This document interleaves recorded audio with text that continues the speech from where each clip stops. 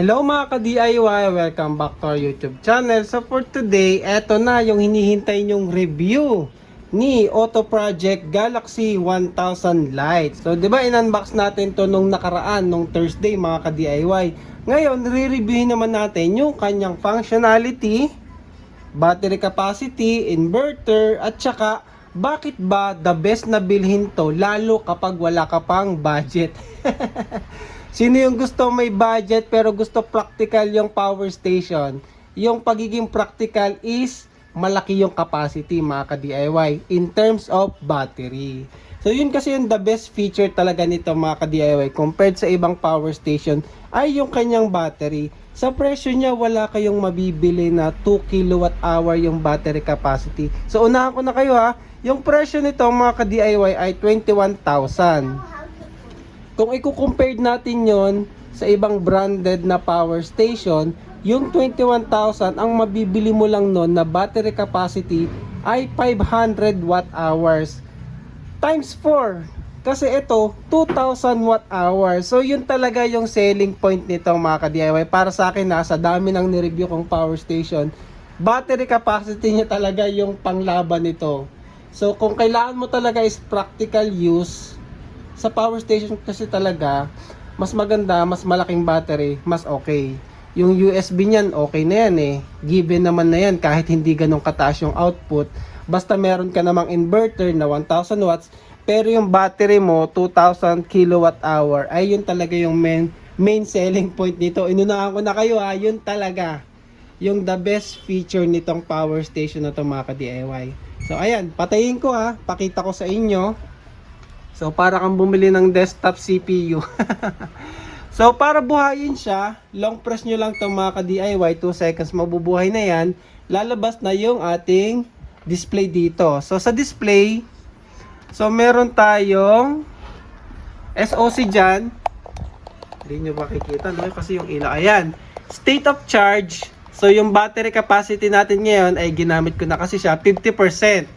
Tapos dito makikita nyo input wattage sa charging niya sa solar at saka sa charger, at output naman yung output natin sa USB tsaka DC connector. So lalabas dito yung output na lumalabas niya kung ilang watts, at saka yung ating inverter output sa likod mga ka-DIY, yung 220 volts.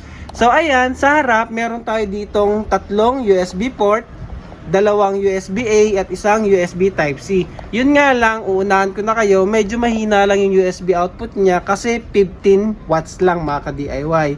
Pero nga, may mga kapalit naman yan. Pros and cons mamaya pag-usapan natin. Tapos ito yung tatlong DC output niya dito. Hindi din kagandahan yung output na to kasi 5 volts. So hindi ko alam sino bang gumagamit ng DC barrel na 5 volts. Bihira ata. Kadalasan mas maganda sana kung naging 12 volts na lang to mga ka-DIY. Tingin ko, alam ko yung rason bakit 5 volts lang to. Kasi yung battery system natin ay 3.2 volts lang mga ka-DIY. So pag-uusapan natin, ano ba yung 3.2 volts na yan tsaka yung 628 amp hour. So, sa likod naman, tingnan natin yung port sa likod. Napakita ko na yung sa harap.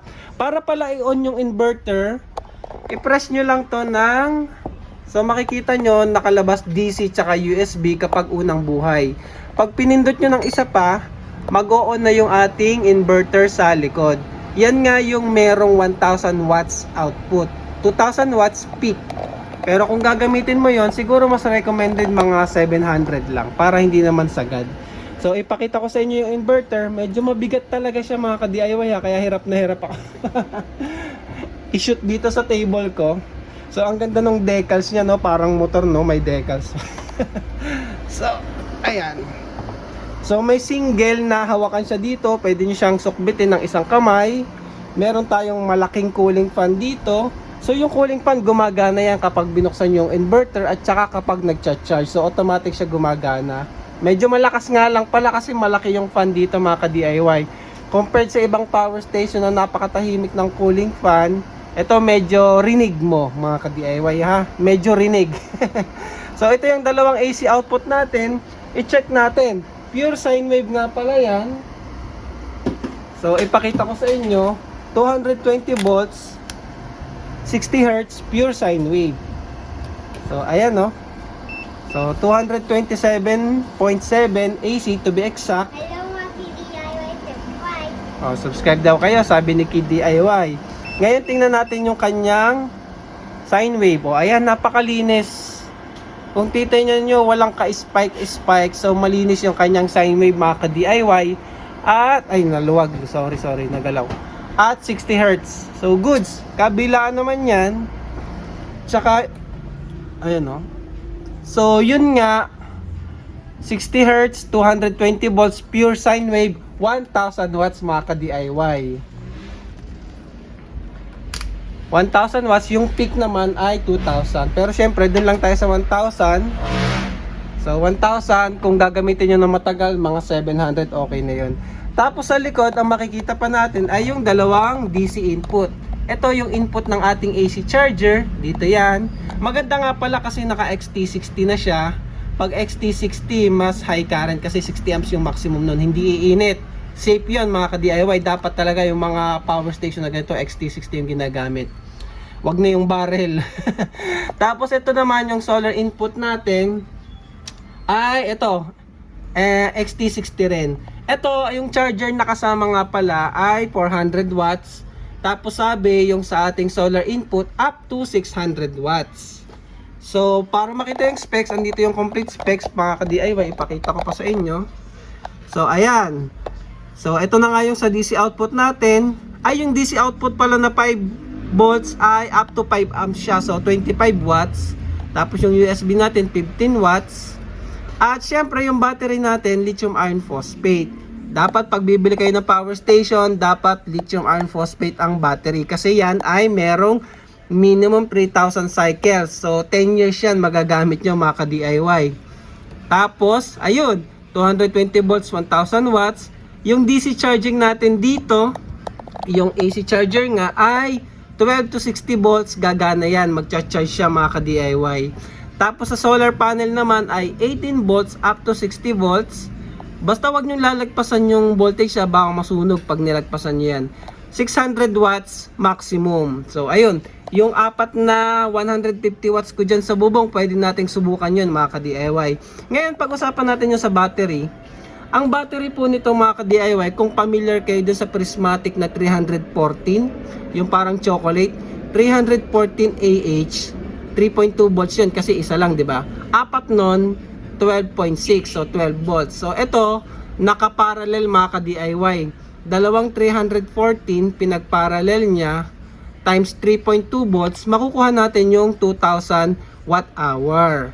So yun, yung system voltage niya, kadalasan ang ginagawa nating power station na bibili natin, tsaka yung DIY natin, usually, apat na lithium iron phosphate in series. Ito mga ka-DIY, 1S lang, hindi siya nag-series. So ang ginagawa dito, malakas ang step up yung ginagawa from 3.2 volts or 3.65 kapag fully charged. Gagawin nating 220 volts AC yan o kaya 5 volts para dun sa ating USB output. Yun nga siguro yung dahilan kaya yung DC output natin 5 volts lang, no? Hindi na tinaasan. Sa AC circuit kasi iba na yung ginawa dyan eh. Iba na yung step up natin dyan eh. So yun. Tatandaan nyo ha, hindi siya 4S ha, kagaya ng iba. Ito ay 1S 2P. So makikita natin yan kapag binuksan natin tong power station na to. Makikita nyo yung malalaking battery na yon, dalawang piraso na nakaparallel. Yun talaga yung nagpapabigat dito mga ka-DIY. So ayun, testingin naman natin yung ating USB output. Kung gumagana ba. Kasi yung AC, nakita naman natin, meron siyang output sa ating tester. So malamang, yung mga output natin dito ay regulated na yung DC natin. Kasi nga, nag-i-step up tayo. From 3.2 volts, gagawin nating 5 volts. Step up tayo dito. May isa pang power station na ganito rin yung system battery eh. Kaso hindi lang din kilala yun eh. Pero maganda no, practical lang din. Ayan, so wait lang ha, ayusin lang natin yung ating camera. So ayan, i-test naman natin kung gumagana yung ating mga USB output. So ayan, check natin. Ito, ilan ba yung DC output natin dyan? So malamang parallel lang naman tong tatlo na to mga ka-DIY. So yun nga, 5 volts, 5 amps. So check natin ilan yung actual na nakalabas. So ayun, 6.6. Medyo mataas no sa 5 volts, pero okay lang naman yan. Malamang para makompensate yung 5 amps. Kasi once nag-load ka ng 5 amps talaga, bumabagsak naman yung voltahe mga ka-DIY. So mamaya subukan natin. Ngayon pala subukan na natin kung makukuha natin gamit itong ating load tester. So ayan mga ka-DIY, nasaksak ko na yung DC connector natin. Tapos ito na yung ating load tester. Nakaset na ako dito ng, babaan muna natin. Try natin ng 15 watts muna. Kasi 'di ba up to 25 watts. So ngayon na detect natin is yung 6.6 volts. Start natin. So ayun. Working naman, nagpi 15 watts tayo. I-reach natin ngayon yung 25 watts.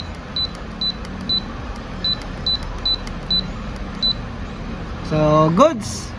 Legit naman, kaya niya yung 25 watts. Base sa specs niya mga ka-DIY. Try nating taasan pa. Kaso baka masunog. Yung connector kasi na to, hanggang 5 amps lang maximum niyan. Kaya medyo delikado. So baba natin. For safety, tingin ko kaya niya pa ng mas mataas kaso baka matunaw yung connector. Kasi usually hanggang 3 to 5 amps lang tong connector na to mga ka-DIY. Kaya siguro sinabi niya sa specs is 5 amps lang for safety. Pero kung kaya niya ba yung 25 watts, 5 volts, 5 amps, yun yung sinasabi ko sa inyo, bumabagsak yung voltage. So kaya nga 6.6 siya. Pag nag 5 amps ka na dyan, ay babagsak talaga yan. Try natin, paabutin natin na 5 amps. So ayan, nagpa 5 amps na tayo mga ka-DIY. So goods na goods naman, kayang-kaya niya. So goods, okay yung DC output natin, yun nga lang 5 volts. So dito ay 27 watts na. Dito ay 44, ayun lang. Yun yung problema natin dito mga ka-DIY. Tingin ko hindi properly calibrated yung shunt nito. Ang taas o ang layo. Babaan natin 10 watts.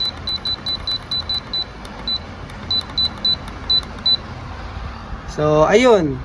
Ito, nasa 4 watts lang yung difference. Sa shunt yan, mga ka-DIY, hindi lang properly calibrated. Dapat i-improve siguro ni Galaxy, ni Auto Project itong shunt nito, mga ka-DIY, nitong kanyang wattmeter na built-in. Pero, ayun, 50% difference. Pero at least working naman yung kanyang DC output na 25 watts. Try naman natin yung mga USB. And then, pag-usapan naman natin, ano ba yung advantage nito compared talaga sa ibang power station? Bakit ko siya bibilhin at bakit hindi ko siya bibilhin mga ka-DIY?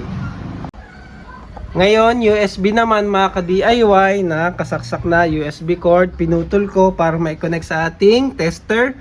Ngayon, ang nadedetect natin ay 5 volts. Medyo mababa, no? Sana mas mataas ng konti kasi bumabagsak yan So, simulan natin ng 5 watts muna. So, ayan, try natin 5 watts. So, okay naman. Kaso, ang problema ko, ang laki kaagad ng binagsak ng voltage natin, no? 6 watts, 7 watts, 8 watts, 9 watts. So, 10 watts, okay pa naman siya mga ka-DIY sa 10 watts. So, kaya pa niya yung 10 watts. Ang sabi ay up to 15 watts. So, try natin. 11, okay pa. Kaso yung voltage talaga ang laki ng bagsak sa USB. So entry level USB port lang yung nalagay dito mga ka-DIY. So ayun, hanggang 12 watts lang tayo, mamamatay na siya mga ka-DIY. So yung USB output natin hindi rin kagandahan. So ayun, nakikita nyo naman kung ano yung disadvantage nitong power station na to mga ka-DIY. So ayun, dako tayo, pag-usapan natin yung advantage at saka disadvantage niya compared sa ibang power station. So na-test naman natin yung USB, yung AC, yung AC pala, testingin din natin. Maglagay tayo ng load, yung medyo mabigat. So meron ako ditong heater, blower. So ayun, in-on ko na yung AC. So gumamit tayo ng AC wattmeter na ginagamit ko para makita natin yung diferensya rin dun sa dito. medyo hindi talaga kagandahan yung kanyang LCD, tsaka yung, ayan. So, meron na tayo dito, isaksak ko. So, ayun. Halos 300 to 85 watts yung kinukonsumo ng ating heat blower. Kapag titingnan nyo dito mga ka-DIY, 285, dito ay 427. So, ayun. May diferensya talaga yung sa power meter nito. Sa shunt yan. Patayin ko muna. Pero at least, kayang-kaya yung 300 watts. Walang problema. 300 watts mga ka-DIY. Kayang-kaya. So, ayun. Goods naman yung AC. Ito lang talaga yung ating shunt ng ating internal watt meter ang ating problema. So, ayun no, working naman yung DC, USB, AC. Ngayon, pag-usapan natin mga ka-DIY. Kasi nakita nyo na yung advantage at disadvantage ng power station na to, 'di ba? So, sabi ko nga, ang power station na to, may drawback siya, pero meron din namang maganda sa kanya mga ka-DIY. Unang-una na nga yung presyo nito at saka yung battery. Bakit ko nasabi na the best yung battery capacity niya at yung presyo niya? Kasi nga ito, ayan. Meron akong hinanap na other brand. So hindi ko na syempre papangalanan. Branded siya mga ka-DIY. Yung presyo nila pareha silang 21,000 pesos. Pero kitang-kita mo sa battery, ang layo ng diferensya. So kung hindi ka maarte sa USB at saka DC output, hindi ka maarte, hindi mo masyadong papansinin yan, gumamit ka na lang ng charger ng cellphone, isaksak mo dun sa likod, goods na to. Kasi panalong panalo ka sa battery mga ka-DIY. 2,000 watt hours compared mo sa 500 watt hours, same price ha, same price yan, same price na 21,000. So dito talaga ako waging-wagi sa battery capacity niya mga ka-DIY. Second, same price na power station, branded yung isa. Ito meron tayong 1,000 watts inverter. Meron tayong surge na 2,000 watt. Ito 700 lang mga ka-DIY. So medyo bitin. Siyempre hindi ko rin to gagamitin ng 700, mga 500 lang. Ito hindi ko gagamitin ng 1,000, mga 700 lang. Para siyempre mas tumagal. So sa AC charging, ito yung charger niya nga pala. Ipakita ko rin pala yung charging, no? So ito yung ating charger. Ayan yung malaki. So isaksak ko para makita nyo na 400 watts yung ating AC charging.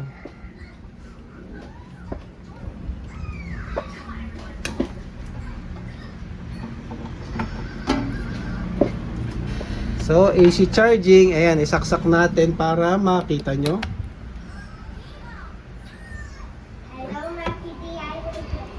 So ayan oh. To be exact, hindi siya 400 eh. 380 plus mga ka-DIY. So dito, ang makikita mo 460. So yun nga yung sinasabi ko. Isang disadvantage nito is yung accuracy ng watt meter nitong ating power station. Kasi offset siya, medyo mataas eh. Mataas yung diferensya. Na base sa experience ko, sa shunt lang yun eh. Kasi may mga nagawa na akong power station na nilagyan ko ng watt meter. So doon lang talaga nagiging problema kapag hindi ganun ka-accurate yung shunt resistor na ginagamit. So ayun, legit naman, meron tayong halos 400 watts talaga. Kaso syempre mas mataas yung isa. Ayan. So dahil meron siyang 600 watts, mas mabilis siya ma-charge. Ngayon yung 400 watts, gaano katagal ba natin i-charge yung ating power station kung 400 watts lang yung charger natin? Compute natin mga ka-DIY ha. Kasi malaki ba yung diferensya kung 400 or 600 watts yung charger? So battery capacity 200 watt hours divided by 400 watts. So nasa 5 hours. Sabihin na natin 5 to 6 hours nyo siya i-charge gamit yung ating AC charger. So ayan, goods lang naman yung tagal na yun mga ka-DIY. Alam nyo bakit? Kasi mas healthy sa battery yung hindi talaga natin siya bigla charge. Mas maganda nga yung mas mabagal. Actually yung iiwan nyo overnight, mas the best para sa battery yon, yung hindi siya nabibigla ng charging. So, goods pa rin tayo sa 400 watts kahit mas mataas yung charging nung isa. 500 watt hour lang yung capacity, wala pang isang oras fully charged na yan. Kaso yun nga, turbo charging kasi tawag dyan, hindi naman siya laging recommended gamitin. Mas okay pa rin yung silent charging or yung mas mababang wattage sa charging. So sa solar naman, plus point tayo kay Galaxy 1000 Lite kasi 600 watts yung kanyang capacity, maximum input charging. So gabi kasi hindi ko na charge, siguro sa susunod ulit na video gawin natin. Medyo mahaba na kasi, pati yung pagbabaklas nito ipakita ko mga ka-DIY para makita nyo yung battery. So ayun. So yan yung mga advantage ni Galaxy Lite compared sa ibang brand. So unang-una talaga battery, sunod yung inverter. Sa presyo, 'di ba? Presyo yung ginawa nating baseline ha. Kumbaga same price, ano yung difference nila sa capacity at capacity ng battery at inverter mga ka-DIY. So ito, syempre talo na tayo sa USB. Sabi ko nga, medyo mahina yung USB output ni Galaxy Lite, which is given naman dahil nga sa kapalit naman niya na malakas na battery. At saka syempre yung DC output 25 watts lang, ito 120 watts. So panalo yung kalaban. Pero ayun, tapos ito basic lang yung display at saka yun nga yung accuracy, sablay din. Syempre mas maganda yung accuracy nito. Pero ayun, bakit bibilin ko pa rin si Galaxy Lite? Kasi nga practical use mga ka-DIY. Unang-una yung presyo, yung makukuha mong battery capacity. So ayun ha. Ito kasi, parang bonus na lang sa akin tong mga to eh. Hindi ko naman kasi gagamitin tong 120 watts na DC output na to. 65 watts USB, hindi masyado eh. Meron naman akong charger. So, ina-explain ko lang na merong advantage at disadvantage ang bawat power station. Pero kung ako ang pabibilhin nyo, mga ka-DIY, for practical use, price-wise, sa presyo, dito ako kay Galaxy. Hindi dahil sponsored tong video na to ha, na pinadala nila sa akin tong power station na to, kundi nagiging totoo lang ako sa inyo na sulit yung 2 kWh na battery capacity nito para sa presyo niya mga ka-DIY. Kasi kung i-DIY ko to, halos ganitong presyo lang siguro o baka mas mataas pa. Tsaka yung 314, hindi ako makakagamit nun eh. Ang mangyayari, apat na 200 AH, ganun yung mangyayari siguro kung i-DIY ko to. Syempre ang problema ko lagi kapag nagdi-DIY ako, yung case. Syempre gusto ko aesthetic yung case. So ito, aesthetic na yung case niya, maganda na mga ka-DIY, aluminum naman, tsaka may intake ng hangin dito, exhaust, so goods na goods. Ngayon, para sa last part ng video na to, testing ko to sa aircon, yung 1.5 HP, yung 1.5 HP ay around 1,100 ata watts.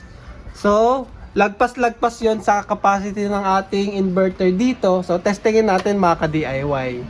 And then, after nun, testingin din natin sa rep namin gaano katagal natin magagamit. Mga ka-DIY, ngayon, gabi na, alas 11:49. So, ayan, 11:49. Susubukan natin yung ating bagong power station sa ating aircon. Siyempre, aircon test tayo mga ka-DIY. Usually kasi binubuhay namin yan from 12 to 8 a.m. So, tatagal kaya? So, normal use lang yung gagawin nating setting ha, 27 degrees. So, cool lang. So, buhayin natin yung AC. Ayan, bukas na yung AC. At nabuhay na yung aircon. Bubuhayin natin. 27 degrees. So, usually, ganyan lang yung setting namin dito. So, ayun, di ba? Buhay na siya. Tingnan natin ilang watts na. So, nasa 31 watts pa siya. So, hindi pa sumisipa ng todo. Maya-maya, tataas pa yan. So, 1.5 HP na inverter, 1,000 watts na inverter aircon. So 1,000 watts na generator na mayroong peak na 2,000 mga ka-DIY. So wait lang natin konti. And then, pag nakita nating sumipa na yun ng mataas, balikan natin bukas ng umaga kung buhay pa siya. So ayan, nakikita nyo, tumataas na. So usually nasa 700 watts yung ating aircon kapag maintaining na siya. Kaso yung starting, tingnan natin. Siyempre sisipa yung compressor niyan, magsisimula na yung magpalamig. Narinig ko na yung fan niya umugong na sa likod. Magti-trip kaya? Pwede ka ba sa aircon? Ala! 1,000 watts na mga ka-DIY. Patay. So hindi siya pwede sa aircon namin na 1.5 HP. Kung 1 HP lang siguro pwede. Kaso 1.5 hindi niya kinaya, no? Try ko ulit ha, buhayin ko ulit ng isa pa. So yung starting kasi ng pagpapalamig nito, medyo lagpas 1,000 watts siguro yung kinakain niya. Mukhang nag-fault. So try ko i-check ha.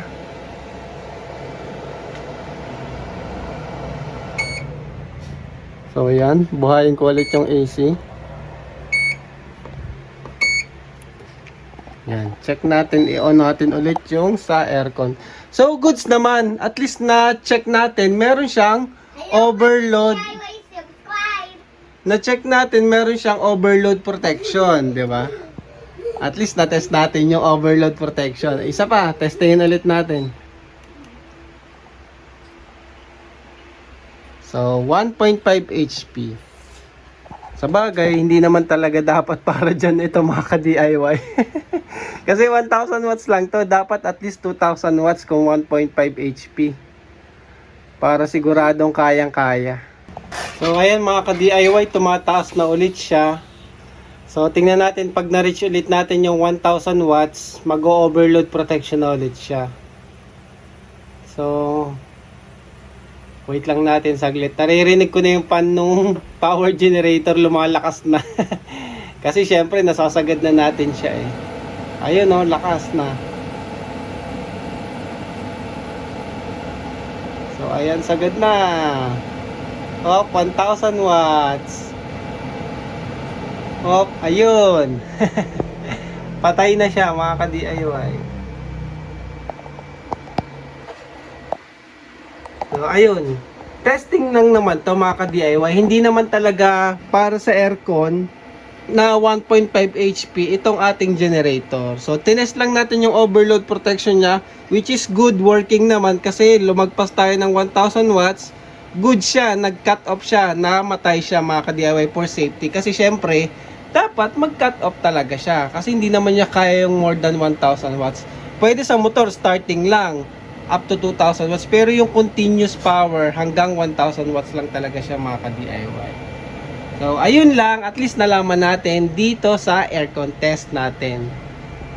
So, ayun. Sa aircon, hindi natin siya napagana natin. Kaso, hindi natin siya matuloy-tuloy paganahin kasi nga nag-overload na. Ngayon, dito naman sa rep, chinarge ko na ulit siya ng konti para sure na 100%. Gaano katagal natin siya magagamit sa ating rep mga ka-DIY? Hello, mga DIY subscribe. Ayan subscribe daw kayo, sabi ni Kid DIY. Ito yung dati pa naming rep na lagi kong tinetest sa inyo. So, inverter rep yan ni LG. 7 cubic ata ito mga ka-DIY. Patay siya ngayon. Buhayin natin ngayon ay 12 midnight. So, hanggang bukas, tingnan natin paggising ko, ilang percent na lang yung may iwan sa ating state of charge. So, on natin yung inverter. Ayun, AC. So, tingnan natin yung rep. Ayan, bukas na siya. Ang rep kasi, hindi naman yung continuous tumatakbo mga ka-DIY. Bali, may lamig yan. Pag malamig na siya, mag-o-off yan. Pag medyo nababawasan na yung lamig yan, mag-o-on ulit yan. May thermostat yan may thermal control yan. So, kaya tingnan natin hanggang 8 AM or 9 AM kung ilang percent yung mabawas natin sa ating portable power station or sa ating Galaxy 1000 Lite. So, ayun. So, ayan. Sumipa na yung rep natin mga ka-DIY. 200 watts. And then, mawawala ulit yan. So, ngayon, nasa 10 watts or 20 watts na lang yung kinukonsumo niya. So, ayun. Balikan na lang natin bukas ng umaga mga ka-DIY kung ilang watts, ilang percent na lang yung matitira after 8 hours or 9 hours natin na ginamit sa rep mga ka-DIY. Mga ka-DIY, ngayon ay gabi na ulit. 8 p.m. So, nag-start to, ikabit yung rep 12 midnight kagabi. Hello, Maki DIY, subscribe. Oh, subscribe daw kayo ha. Kagabi ko to sinet up, alas 12 ng gabi, kinabit natin yung rep. Ngayon ay gabi na ulit, kakauwi ko lang kasi mga ka-DIY, kaya ngayon ko lang ulit na continue yung video. So, ayan, meron pa tayong 40% after 20 hours. So, ayun. So, tansya natin siguro kung rep lang yung papaganahin nyo gamit itong ating 2 kWh na battery power station ni Galaxy Light 1000 Lite ay siguro mga 35 to 40 hours mga ka-DIY. Kasi ngayon naka 20 hours na siya, 40% pa tayo eh. So, nasa 35 to 40 hours siguro. O, di ba? Goods na goods. Pwedeng-pwede yan pang backup.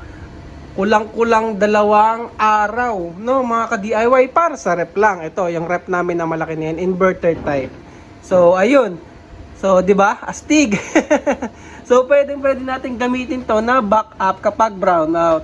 So, hindi naman siguro tatagal ng 40 hours yung brownout, no? Sana naman mga ka-DIY. So, pwede natin isaksak diyan TV, electric fan, computer, wifi nyo, internet.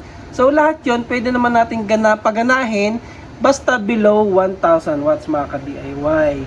So, ayun lang. Kung interested kayo sa napakagandang power station na to ni O2, check nyo lang yung link dito sa screen o kaya sa pindot lang kayo dyan sa baba ng screen, yung others. May link na dyan kung saan natin mabibili. Yun yung gamitin yung link mga ka-DIY kasi sayang yung discount, affiliate discount kung gagamitin nyo. 20% din ata yun mga ka-DIY. So, check nyo na lang ha mga ka-DIY. So, ayun lang para sa video na to. Maraming salamat and thank you for watching.